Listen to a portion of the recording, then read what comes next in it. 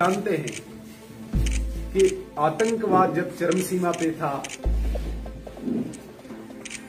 जब terrorist massacre कर रहे थे, किलिंग कर रहे थे,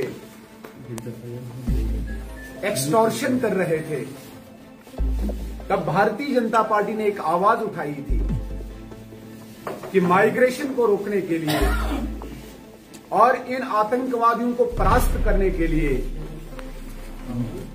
गांव सुरक्षा समितियों को बनाया जाए, विलेज डिफेंस कमिटीज को बनाया जाए, जो इस आतंकवाद की कमर तोड़ सकते हैं। स्वर्गीय अटल बिहारी वाजपेयी जी तथा श्रीमान लाल कृष्ण आडवाणी जी, इन्होंने डोडा बचाओ आंदोलन चलाया और उसके बाद विलेज डिफेंस कमिटीज का गठन हुआ 90s में। पूरे जम्मू प्रोविंस के 10 जिलों में वीडीसीज बनाई गई, जिनको हथियार दिया गया, उन्होंने आतंकवाद से लड़ा। बहुत सारे वीडीसीज मेंबर्स की शहादत हुई, कुर्बानी हुई और आतंकवाद को परास्त किया। मैं आपको याद दिलाना चाहता हूं, बहुत समय पहले एक आतंकवादी से जब इंटरव्यू लिया गया था किसी मीडिया पर्सन ने, उस आतंकवादी से पूछा गया था कि तू सबसे ज्यादा किस फोर्स से डरता है?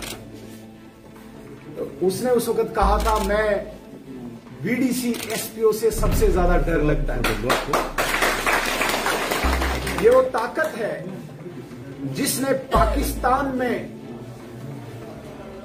उपजे इस इरादे को विफल कर दिया, माइग्रेशन को हमारी पेरिफेरी से रोका, लेकिन उस वक्त कोई ऐसी पॉलिसी फ्रेम नहीं हो पाई थी।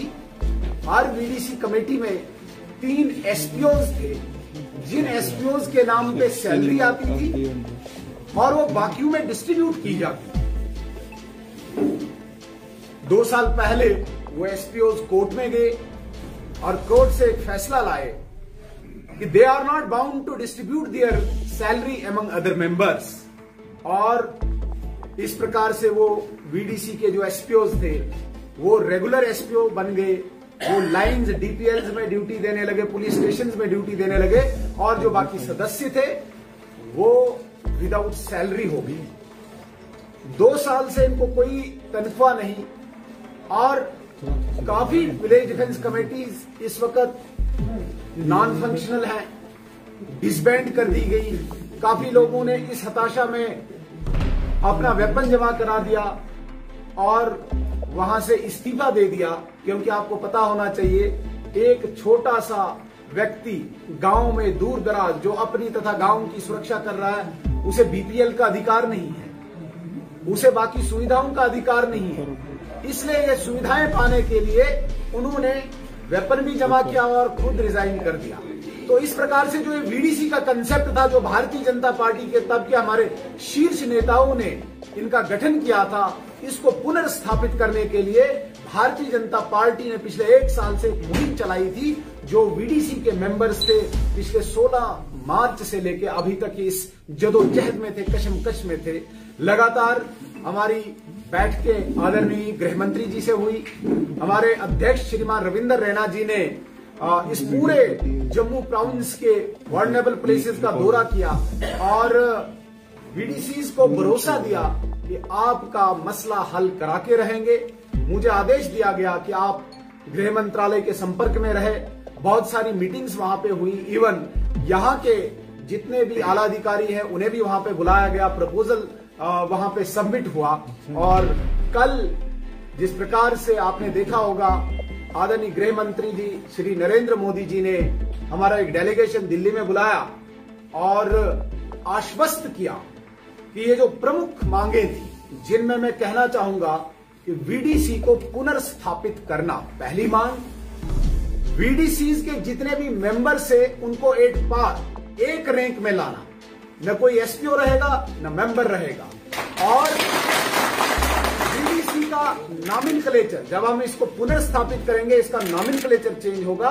क्योंकि अगर बीडीसी रहे उसमें 3 एसपीओ रहेंगे, इसलिए इसका नॉमेनक्लेचर चेंज करके वीडीजी एक फोर्स खड़ी कर दी, विलेज डिफेंस ग्रुप्स, और इसमें जो भी ऑफिशियल्स होंगे उन्हें विलेज डिफेंस गार्ड्स कहा जाएगा।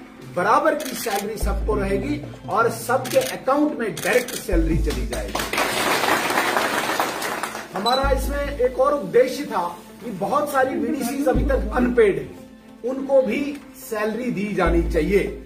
हमारे यहाँ पे ढोक्स पे मैसेकर हुए, ढोक समझते होंगे, जहां पे हमारे नोमेड्स गर्मियों में अपने माल मवेशियों को लेके ऊपर धारों पे चले जाते हैं, वहां पे बहुत मैसेकर हुए। मैं आपको याद दिलाना चाहूंगा 2001 में लगभग 21 नोमेड्स को, ये जो भेड़ बकरी चराने वाले हैं, इनको मार दिया गया था।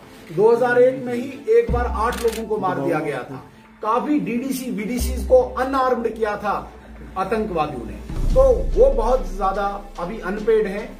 उनका भी इश्यू हमने गृह मंत्रालय में रखा है, वो भी उस पर संज्ञान ले रहे हैं और विचाराधीन अभी विभाग में। इसके अलावा हमने अत्याधुनिक हथियार की भी मांग की। जिस प्रकार से आतंकवाद बढ़ रहा है, जिस प्रकार से पूरे देश दुनिया की परिस्थितियां बनी हुई है, अत्याधुनिक हथियार दिया जाए, एक रेगुलर फोर्स के नाते ये काम करे ग्राउंड पे, ताकि पाकिस्तान में पनपे उनके इरादों को हम विफल कर पाए। इस प्रकार की योजना को एक कंक्लूजन पे कल लाया गया।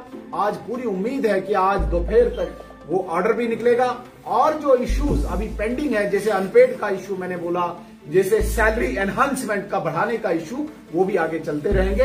हमें पूर्ण विश्वास है आदरणीय गृह मंत्री जी पे, आदरणीय मोदी जी पे। मैं अंततः सर्वप्रथम आदरणीय मोदी जी का धन्यवाद करूंगा, आदरणीय अमित शाह जी जो गृह मंत्री हमारे, इनका धन्यवाद करूंगा, हमारे अध्यक्ष प्रांत के श्रीमान रविंदर रैना जी, जिनके अथक प्रयासों से यह सारा संभव हो पाया है, यहाँ के लेफ्टिनेंट गवर्नर साहब जिनके साथ लगातार हमारी मीटिंग्स हुई, यहाँ के पर्टिकुलरली मैं विशेष तौर से दिलबाग सिंह जी जो डायरेक्टर जनरल ऑफ पुलिस हैं, जिन्होंने इस विषय को बड़े जोरदार तरीके से रखा। मैं इन सब का धन्यवाद करूंगा कि इन्होंने इस वीडीसीज के इश्यू को, जिसमें लगभग 30,000 लोगों की लाइफ इन्वॉल्व थी, जिसमें काफी लोगों ने अपनी जानें दी हुई हैं, इस वीडीसीज को जिंदा रखा, इनको पुनर्स्थापित कर इसका वीडीजी ग्रुप नाम दिया। विलेज डिफेंस गार्ड्स रहेंगे और हर एक की सैलरी उनके अकाउंट में आएगी। सैलरी हेड क्रिएट हुआ